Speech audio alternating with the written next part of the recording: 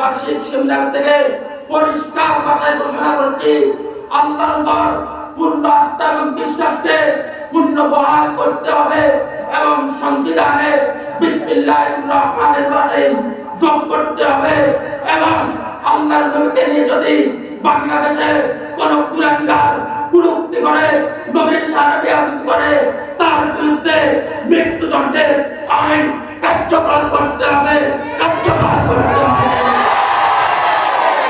এবং আমি তার সঙ্গে কথাবদ্ধ হয়ে বলতে চাই, যদি বাংলাদেশে মাঠে নিয়ে এবং দল নিয়ে কেন থানায় ইচ্ছা করতে চাই, কে আসবে আমি জানি না, তবে আমার কওমি মাদ্রাসার 25 লক্ষ সন্তান আমার মুক্তিযুদ্ধের অস্ত্র হাতে তুলে নিতে বাধ্য হবে, বাধ্য হবে, বাধ্য হবে।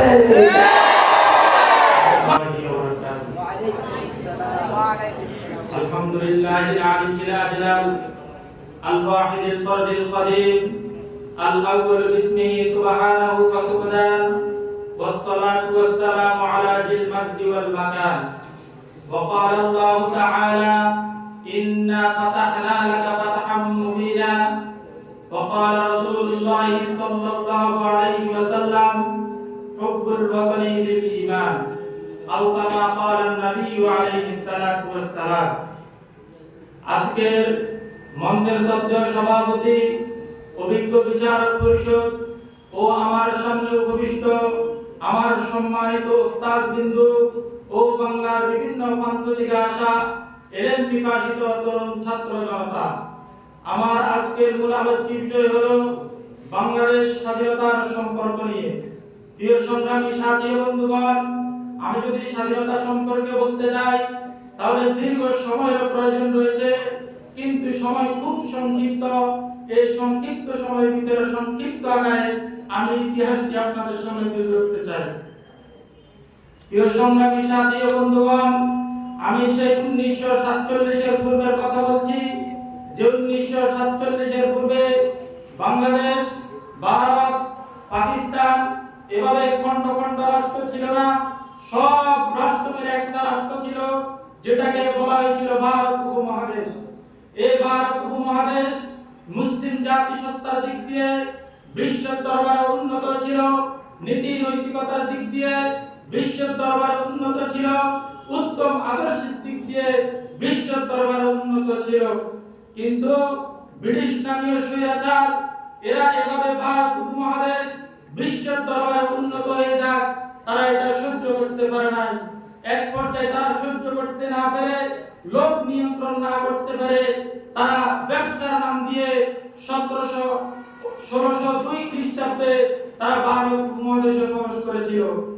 এক পর্যায়ে যখন তারা ভারত উপমহাদেশে প্রবেশ করে ফেললেন, একদিক দিয়ে তাদের ব্যবসা খুব চাঙ্গাভাবে চলছে, আরেক দিক দিয়ে তাদের আধিপত্য বিস্তার খুব সুন্দর শৃঙ্খলভাবে চলতে শুরু হয়েছে। এক পর্যায়ে করতে করতে ব্যবসা তাদের গন্তব্যস্থল পর্যন্ত পৌঁছে গিয়েছে এবং তারা তাদের আধিপত্য বিস্তার খুব সুশৃঙ্খলভাবে গন্তব্যস্থল পর্যন্ত পৌঁছে নিয়ে গিয়েছে।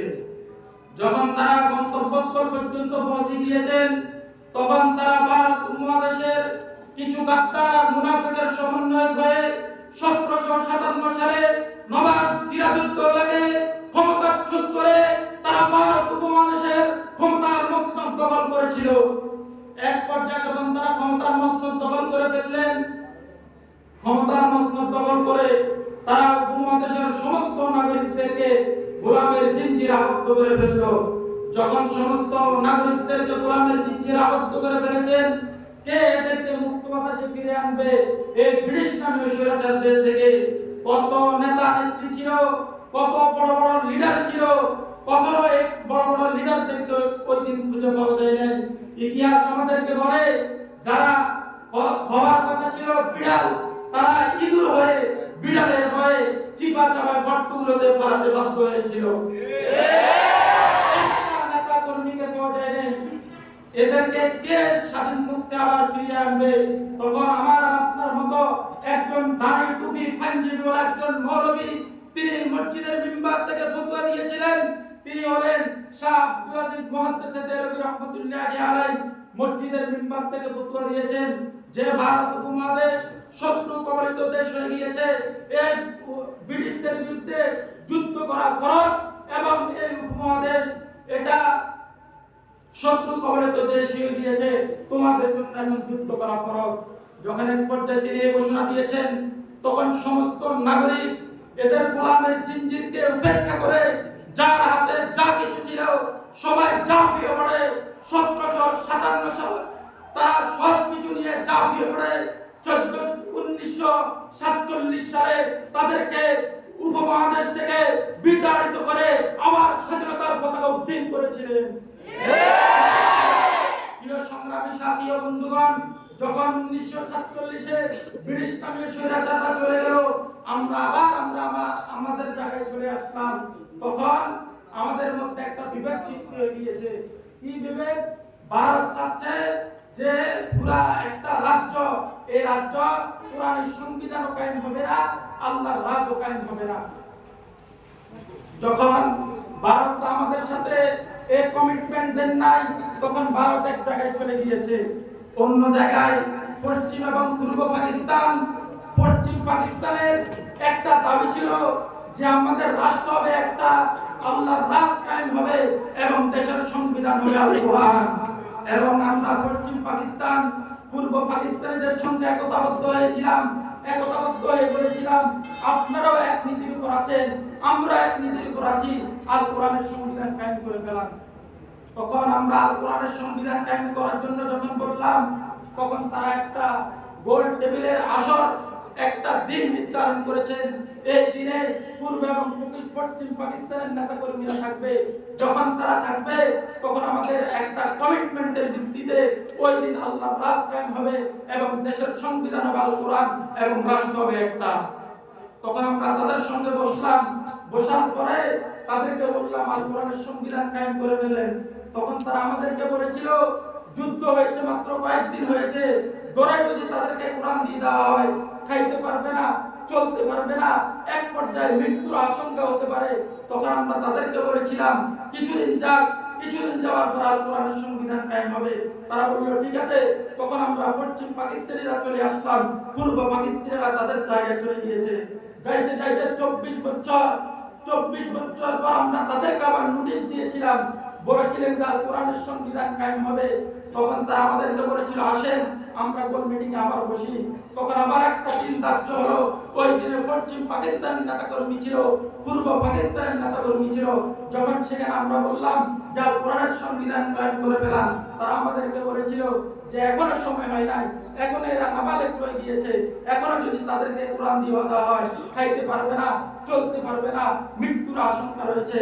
তখন আমরা পশ্চিম পাকিস্তানিরা বলেছিলাম যে ছেলে নাবালক থেকে 24 বছরের সাবালকে পরিণত হয় না, ওই ছেলে 90 বছরের সাবালকে পরিণত হবে না। তখন আমরা বঙ্গবন্ধুকে নেতা বানিয়ে সমস্ত মানুষ এক প্ল্যাটফর্মে এসে বঙ্গবন্ধুকে নেতা বানিয়ে একটা স্লোগান তোলার জন্য তখন তিনাকে আমরা আবদ্ধ করেছিলাম। তিনাকে আমরা এই নোটিশ দিয়েছিলাম যে এই শর্তে আমরা পূর্ব পাকিস্তানিদের থেকে সরে আসবো। একটা সত্য, সেটা হলো কোরআন সুন্নাহ বিরোধী কোন আইন এই দেশে কার্যকর হতে পারবে না। তখন আমরা তিনি আমাদের সাথে একতাবদ্ধ হয়েছেন যে হ্যাঁ বাস্তবে আমরা তাদের সাথে আবাস করতে রাজি নাই, আমরা আল কোরআন সুন্নাহ বিরোধী কোন আইন বাংলাদেশে কায়েম করব না।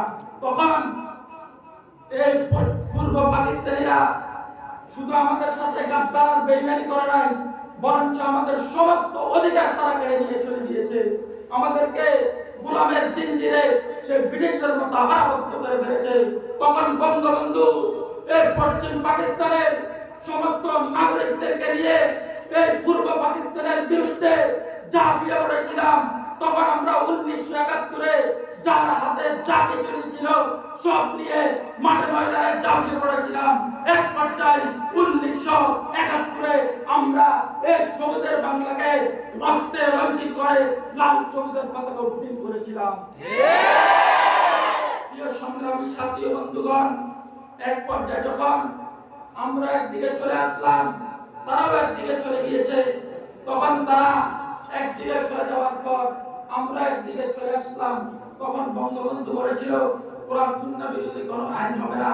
তখন বঙ্গবন্ধুর নেতৃত্বে এই দেশে ভোট হবে, কি ভোট হবে যে কোরআন সুন্নাহ বিরোধী কোনো আইন এই দেশে কার্যকর হবে না। তখন ক্ষমতাসীনরা যখন ক্ষমতায় আসলো কিছুদিন পর্যন্ত কোরআন সুন্নাহ বিরোধী কোনো আইন তৈরি হয় নাই। এরপরে ক্ষমতাসীনরা ক্ষমতায় বসার পরে কিছু কুলাঙ্গারদেরকে সরকারি দায়িত্বে নিয়োগ করা হয়েছে। তারা এই ক্ষমতায় বসে আমার বাংলাদেশে আল্লাহর নবীকে নিয়ে কুরুক্তি করা হয়, নবীর শানে গাদ্দারি করা হয়। ওই গাদ্দারকে বাংলাদেশের সংসদে বসে জাতীয় বীর হিসেবে আখ্যায়িত দেওয়া হয়েছিল। এবং শুধু এটা করে নাই, বরঞ্চ এই দেশে বসে আমাদের সংবিধান থেকে বিসমিল্লাহির রহমানির রহিমকে সরে ফেলা হয়েছে এবং সংবিধান থেকে আল্লাহর উপর পূর্ণ আস্থা এবং বিশ্বাসকে বাতিল করে দেওয়া হয়েছে। আজকে আমরা এই বার্ষিক সেমিনার থেকে পরিষ্কার ভাষায় ঘোষণা করছি, আল্লাহর উপর পূর্ণ আস্থা এবং বিশ্বাসকে পূর্ণ বহাল করতে হবে এবং সংবিধানে বিসমিল্লাহির রহমানির রহিম যোগ করতে হবে। এবং আল্লাহর নবীকে নিয়ে যদি বাংলাদেশে কোন কুলাঙ্গার কুরুক্তি করে, নবীর শানে বেয়াদবি করে, তার বিরুদ্ধে মৃত্যুদণ্ডের আইন কার্যকর করতে হবে, কার্যকর করতে হবে। এবং আমি তার সঙ্গে কথা বলতে চাই, যদি বাংলাদেশে মাঠে নিয়ে এবং ধর্ম নিয়ে কেন টানা করতে চাই, কে আসবে আমি জানি না। তবে আমার কওমি মাদ্রাসার 25 লক্ষ সন্তান আমার মুক্তিযুদ্ধের অস্ত্র হাতে তুলে নিতে বাধ্য হবে, বাধ্য হবে, বাধ্য হবে।